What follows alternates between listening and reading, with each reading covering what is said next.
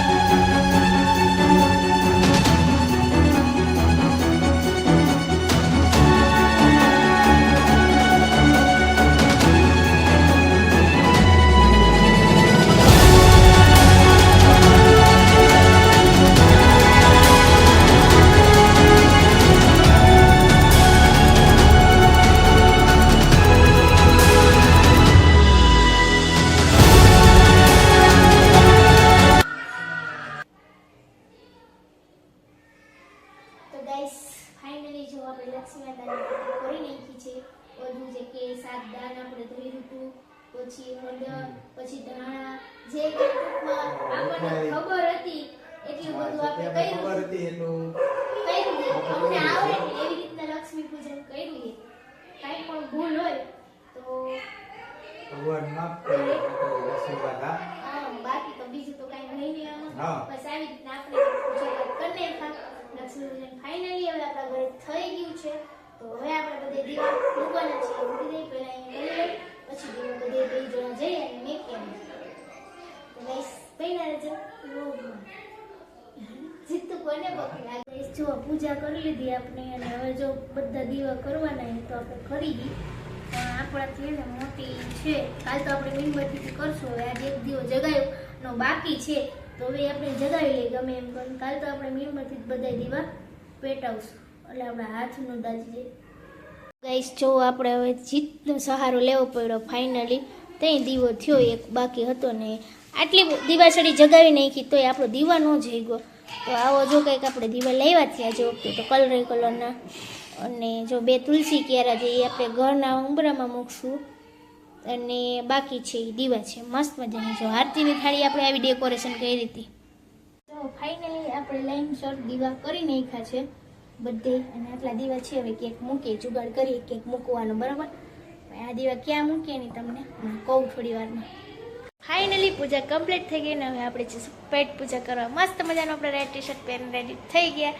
તો બધાને જો આવી હતી અમારી કંઈક ધનતેરસની પૂજા, તમારે કેવી પૂજા હતી ને જરાક તમારે કમેન્ટ કરી અને કહેવાનું છે. તો ગાઈસ બન્યા રહેજો બ્લોગમાં. ફાઇનલી જો આપણી પૂજા થઈ ગઈ છે અને આપણે હવે પેટ પૂજા કરવા માટે ઓલરેડી જવાનું છે.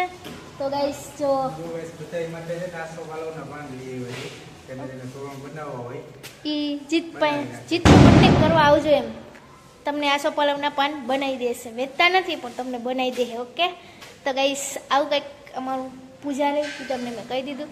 અને હવે આપણે પેટ પૂજાની કેવી પૂજા રહી ને કારણ કે ગાઈસ પછી દિવાળીમાં આપણે જમવા જઈએ ને તો પછી તો ફૂલ ટ્રાફિક હોય એટલે આપણે જમવા આજે જ જઈ આવવાનું છે. પછી છેટ પછી ગમે ત્યારે જવાનું છે ત્યારે તો આપણે જમી આવી. ફાઇનલી ફૂલ ભૂખ લાગી ગયા તો સવારના કામ ધંધામાં હતા તો બપોરે જઈમાં નથી તો આપણે આજે જમવામાં બોલાવવાની છે બા કા ઝીકી. ફાઇનલી ઢોસો મંગાવી લીધા છે આપણા ફેવરેટ ઢોસા.